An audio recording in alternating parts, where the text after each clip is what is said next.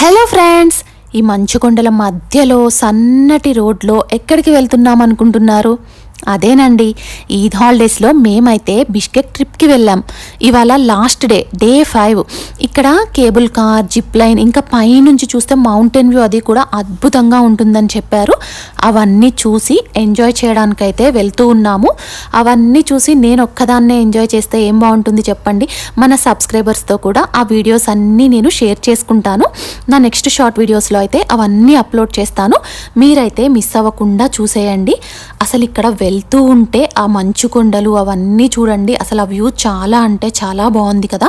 Weather కూడా చాలా బాగుంది.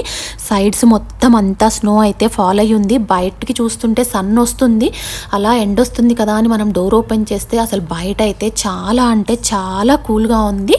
మరి నెక్స్ట్ వీడియోస్ కోసం అయితే ప్లీజ్ లైక్ అండ్ సబ్స్క్రైబ్.